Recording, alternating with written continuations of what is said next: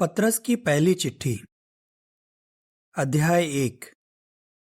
मैं पतरस, जो यीशु मसीह का एक प्रेषित हूँ, उन चुने हुए लोगों के नाम ये चिट्ठी लिख रहा हूँ, जो पुन्तुस, गलातिया, कप्पदूकिया, एशिया और बितूनिया में फैले हुए हैं और प्रवासियों की तरह रहते हैं।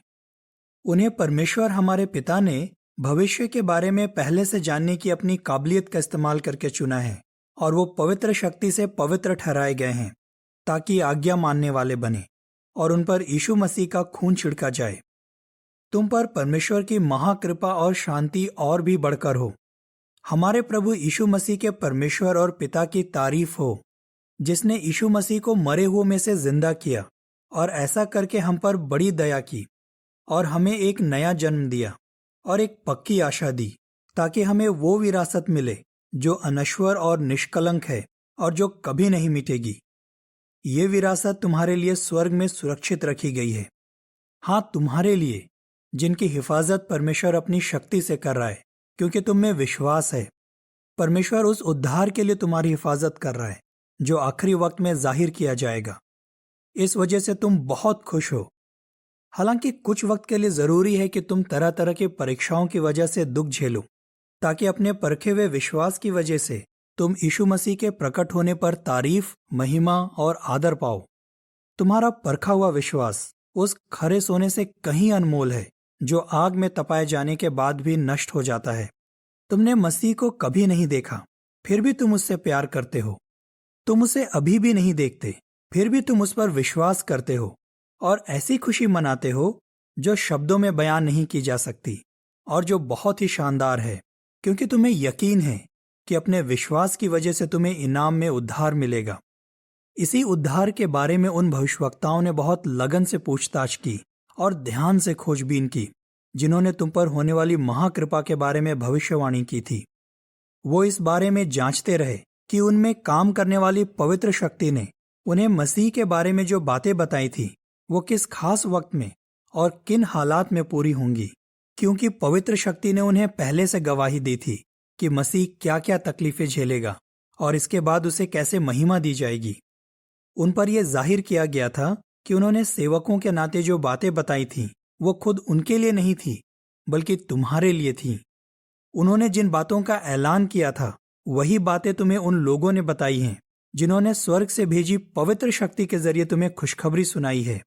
स्वर्गदूत भी इन बातों में झांककर इन्हें बहुत करीब से देखने की तमन्ना रखते हैं। इसलिए कड़ी मेहनत करने के लिए अपने दिमाग की सारी शक्ति बटोर लो, पूरे होश हवास में रहो और उस महाकृपा पर आशा रखो जो तुम्हें यीशु मसीह के प्रकट होने पर मिलने वाली है। आज्ञा मानने वाले बच्चों की तरह अपनी उन इच्छाओं के मुताबिक खुद को ढालना बंद करो जो तुम्हारे अंदर उस वक्त थीं जब तुम परमेश्वर से अनजान थे। मगर उस पवित्र परमेश्वर की तरह जिसने तुम्हें बुलाया है, तुम भी अपना पूरा चाल चलन पवित्र बनाए रखो, क्योंकि लिखा है, तुम्हें पवित्र बने रहना है, क्योंकि मैं पवित्र हूं। और अगर तुम उस पिता को पुकारते हो जो बिना पक्षपात किए हरेक के कामों के मुताबिक न्याय करता है, तो आज जब तुम कुछ वक्त के लिए परदेसियों की तरह जी रहे हो, तो परमेश्वर का डर मानते हुए जीवन बिताओ। तुम जानते हो कि तुमने अपने पुरखों से निकम्मी जिंदगी के जो तौर तरीके सीखे थे, उनसे छुटकारा पा लिया है। तुमने ये छुटकारा सोने चांदी जैसी नश्वर चीजों की वजह से नहीं, बल्कि मसीह के बेशकीमती खून की वजह से पाया है, जो एक बेदाग और निर्दोष मेमना है। परमेश्वर ने भविष्य जानने की अपनी काबिलियत का इस्तेमाल करके उसे दुनिया की शुरुआत से पहले ही चुन लिया था, मगर इन जमानों के आखिर में तुम्हारी खातिर उसे जाहिर किया गया है। तुम उसके जरिए परमेश्वर पर विश्वास करते हो। परमेश्वर ने उसे मरे हुए में से जिंदा किया और उसे महिमा दी, ताकि तुम परमेश्वर पर विश्वास और आशा रखो। तुमने सच्चाई के वचन को मानकर खुद को शुद्ध किया है, जिस वजह से तुम निष्कपट मन से एक दूसरे के लिए भाइयों जैसा लगाव रखते हो। इसलिए अब पूरे जतन के साथ एक दूसरे को दिल से प्यार करो, क्योंकि तुम्हें एक नया जन्म दिया गया है और यह नया जीवन किसी नश्वर नहीं, बल्कि अनश्वर बीज के जरिए दिया गया है, जो जीवित और अनंत परमेश्वर का वचन है। सब इंसान घास के समान हैं और उनकी शोभा मैदान के फूलों की तरह है। घास सूख जाती है और फूल झड़ जाता है, लेकिन यहोवा का वचन हमेशा हमेशा तक कायम रहता है। ये वचन वो खुशखबरी है जो तुम्हें सुनाई गई है। अध्याय 2। इसलिए हर तरह की बुराई, छल, कपट, ईर्ष्या, पीठ पीछे बदनाम करना, ये सब खुद से दूर करो। नवजात शिशुओं की तरह शुद्ध दूध के लिए यानी परमेश्वर के वचन के लिए जबरदस्त भूख पैदा करो, ताकि तुम बढ़ते रहो और उद्धार पाओ, क्योंकि तुमने खुद चक्कर जाना है कि प्रभु कितना कृपालु है। प्रभु वो जीवित पत्थर है जिसे इंसानों ने ठुकरा दिया, मगर वो परमेश्वर का चुना हुआ है और उसके लिए बेशकीमती है। तुम प्रभु के पास आए हो, इसलिए तुम खुद भी जीवित पत्थर हो और पवित्र शक्ति से एक भवन के रूप में तुम्हारा निर्माण किया जा रहा है। ये इसलिए किया जा रहा है ताकि तुम पवित्र याजकों का दल बनो और यीशु मसीह के जरिए परमेश्वर को ऐसे बलिदान चढ़ाओ जो पवित्र शक्ति के मुताबिक हों और उसे मंजूर हों। क्योंकि शास्त्र कहता है, देख, मैं सियोन में एक चुना हुआ पत्थर रखता हूं। ये कोने का वो कीमती पत्थर है जिसकी मैं नींव डाल रहा हूं, और जो कोई उस पर विश्वास करता है वो कभी निराश नहीं होगा। वो तुम्हारे लिए बेशकीमती है क्योंकि तुम विश्वासी हो। मगर अविश्वासियों के बारे में शास्त्र कहता है, जिस पत्थर को राजमिस्त्रियों ने ठुकरा दिया वही कोने का मुख्य पत्थर बन गया है, और उनके लिए वो ठोकर खिलाने वाला पत्थर और ठेस पहुंचाने वाली चट्टान बन गया है। वो इसलिए ठोकर खाते हैं क्योंकि वो वचन की आज्ञा नहीं मानते। उनका अंत इसी तरह होना है। मगर तुम एक चुनी हुई जाति, शाही याजकों का दल और एक पवित्र राष्ट्र हो और परमेश्वर की खास जागीर बनने के लिए चुने गए लोग हो, ताकि तुम सारी दुनिया में उसके महान गुणों का ऐलान करो, जिसने तुम्हें अंधकार से निकालकर अपनी शानदार रोशनी में बुलाया है। क्योंकि एक वक्त ऐसा था जब तुम परमेश्वर के लोग नहीं थे, मगर अब उसके लोग हो।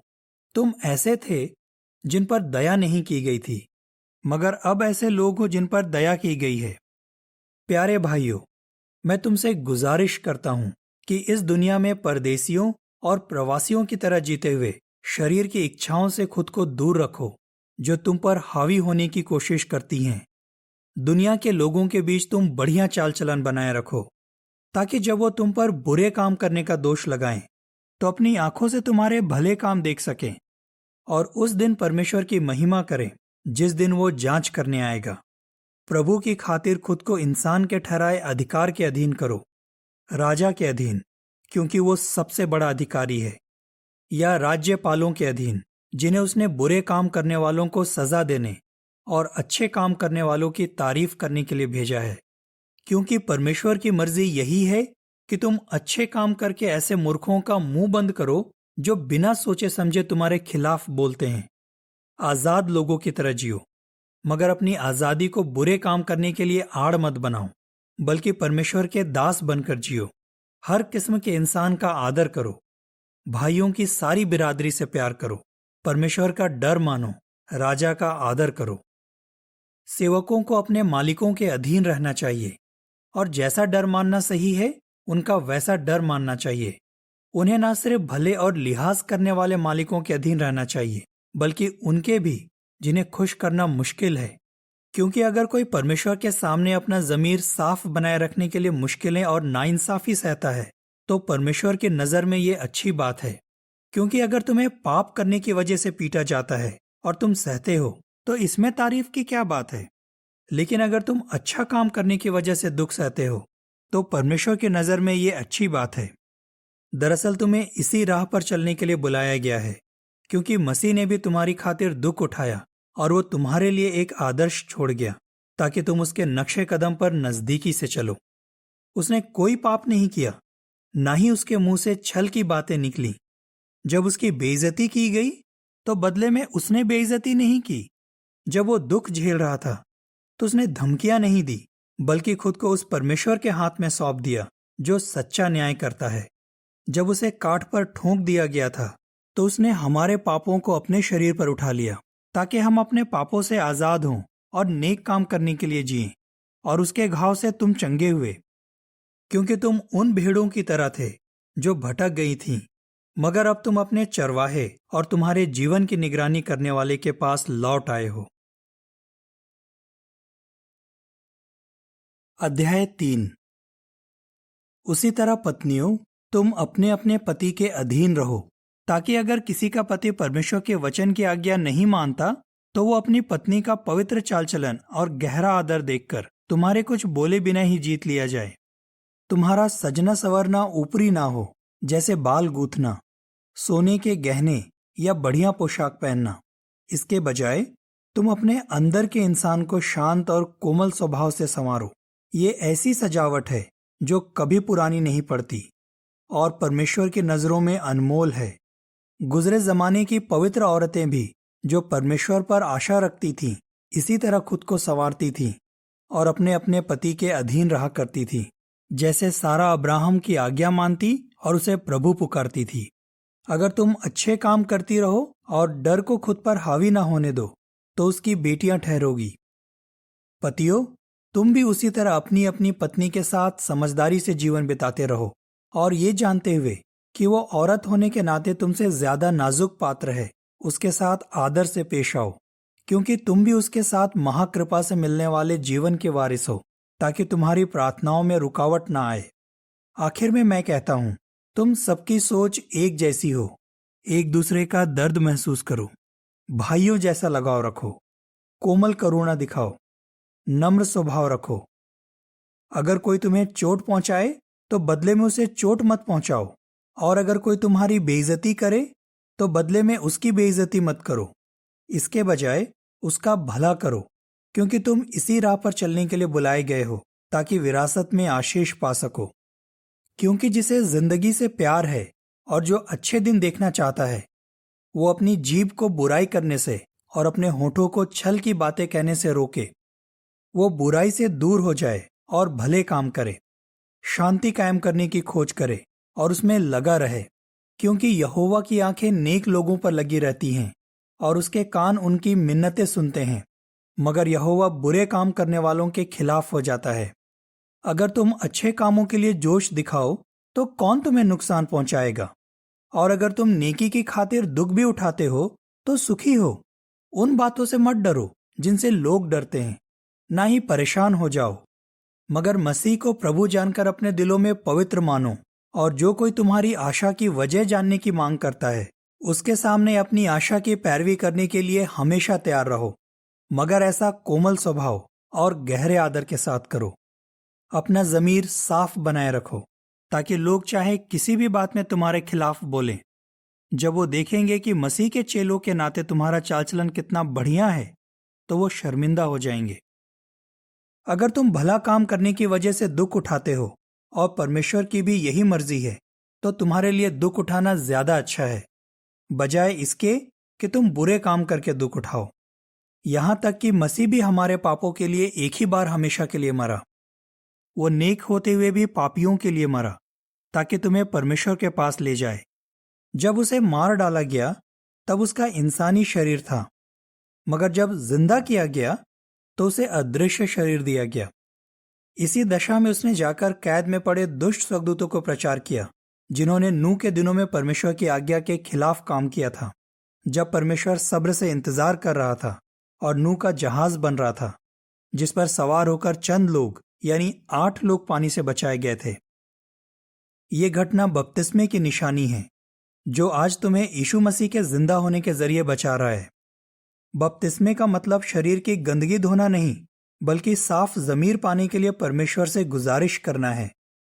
यीशु अब स्वर्ग लौट गया है और परमेश्वर के दाईं तरफ है, और स्वर्गदूत और अधिकार और ताकतें उसके अधीन की गई हैं। अध्याय 4।